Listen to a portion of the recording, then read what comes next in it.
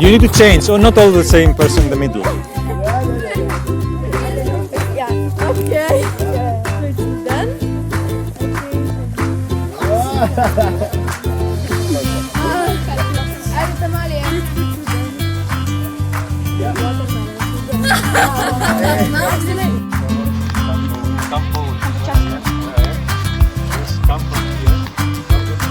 Shoot! Shoot! Straight.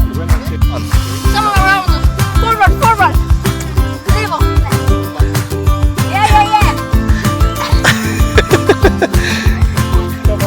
Yeah. Keep going.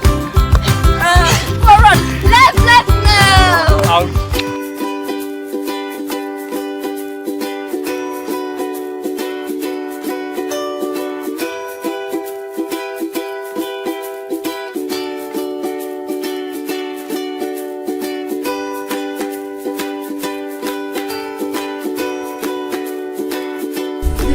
All the people, you could say all the people, but it's not the most elegant. Everyone is the same.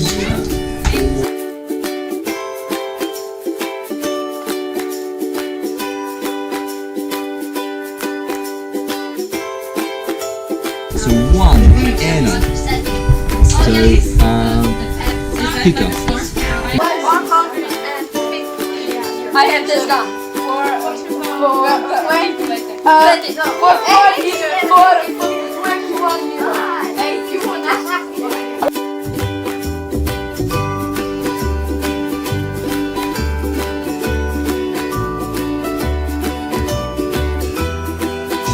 Okay, we're gonna try another one. Stop cheating, you guys. Okay, what is outside? They're really tall.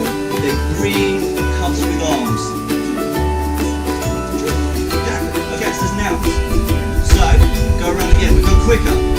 Verbs. Does everyone remember what a verb is?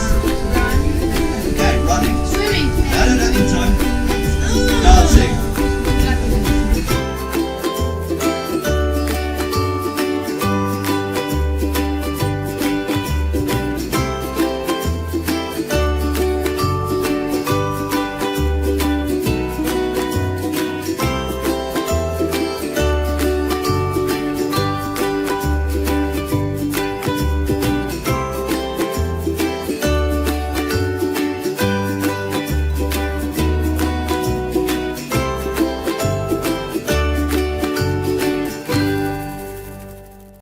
My name is Juliana Daniuk and welcome to Scary News.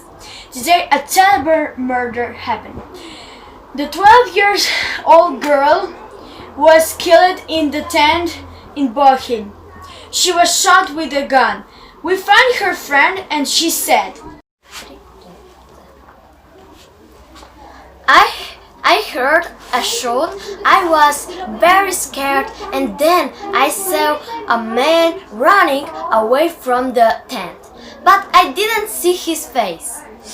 thank you for sharing this information with us and goodbye. Hello and welcome to weather. Today the weather will be sunny with a little rain in the afternoon.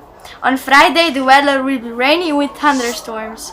On Saturday and Sunday the weather will be sunny and cloudy. This is the weather forecast for this week. Goodbye. Stop it!